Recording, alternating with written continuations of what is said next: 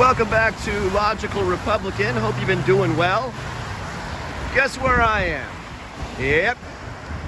I am out near San Francisco State again. I believe this is my third installment of basically this same video. Last time I was out here was right around election time. I think it was last November. And London Breed had been talking about getting the homeless people out of their campers, out of this area. There was an article in, I think it might have been the San Francisco Chronicle or the SF Gate, saying how the number of campers out here has diminished. So we've had a few months to digest all of this. We have a new mayor in Daniel Lurie who said he's gonna do everything he can, political speak, to help get people off the street, whatever. If you're from here, you know there's no place to put the people. There's no place to build new housing. There's really nothing to do. So this had been, right here, this intersection had been my starting point. And I started to walk this way down adjacent to San Francisco State. And where I just started, there was very little in the way of the motorhomes. Well, as you can see, we have some new additions. In fact, quite a few new additions. That prowler across the street, that former ambulance, I don't remember those being there. That little mini addition, I don't remember that being there. There's just a lot of new vehicles that are out here. And I'm gonna try and walk my way down the block here as far as I can.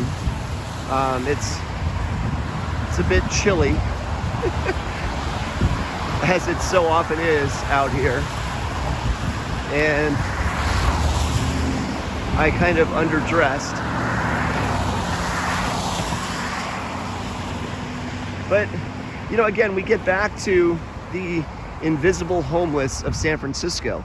People go downtown and they're in Union Square or they're in various other parts of town, and they're just besieged by, you know, the number of homeless people, the panhandlers, the people that are strung out on whatever the drug of choice is.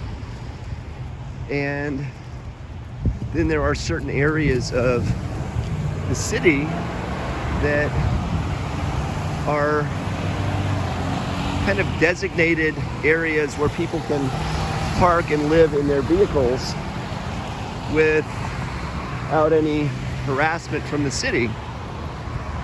And this is one of the biggest, if not the biggest area in San Francisco. So, you know, I don't know what the number of motorhomes or Winnebagos or whatever you want to call them out here. I'm sure I could go back and count them all. But I can tell you this, since election time, the number of vehicles that are out here. Now, there is a Tesla over there, and there is what looks to be a BMW and a RAV4 and a Prius. I have a feeling those are people that are coming across the street here to San Francisco State, and they have nothing valuable in their cars. But the number of vehicles that are out here that are here on a somewhat permanent basis has increased since election time, not decreased. I have no idea what the plan is.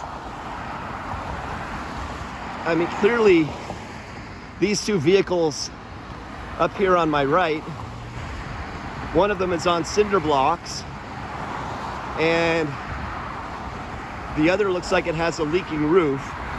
They're not going anywhere on their own. And if the city tried to move them, the ACLU would probably be filing lawsuits on behalf of these people to get them back their rightful place along Harding Park Golf Course. So anyways, I mean, this goes on for a little bit. I don't need to walk any further. Just wanted to illustrate the fact that the politicians talk, the city spends close to $500 million, that's billion with a B, on homeless programs. Nothing much gets done. And what I talked about last time when I was out here is the lack of any facilities. There is no place to take a leak or a dump or take a shower or get fresh water. No place. The closest market to these people here is Whole Foods, which is about 3/4 of a mile from here. I don't know if these people get any public assistance, but whatever they might get is probably not enough for Whole Foods. So I don't know how this all comes together. Maybe a journalist watching this can comment. Maybe a journalist watching this could actually dig deep instead of doing a 30-second fluff story, or taking City Hall's word on this getting cleaned up. Maybe there's a journalist who can dive deep into where does all the money go that goes into the homeless programs, because it sure as hell does not go to the homeless. In my opinion, it winds up in consultants' pockets, in focus groups, in basically paying paychecks for people who are quote unquote homeless advocates or homeless experts who really don't do jack except collect a paycheck, supposedly helping the homeless people. Anyways, I think I'm done with my rant here. The more I see this, the more I get pissed off at the city of San Francisco and their lack of initiative, drive, and desire to do something about this eyesore that is really just a testament to some of the humanity and the mess that is San Francisco. Hey, thanks for watching. Hit that like button. Be appreciative if you hit the subscribe button. Tell your friends. Send this to a journalist. And we'll see you soon on Logical Republican. Thanks.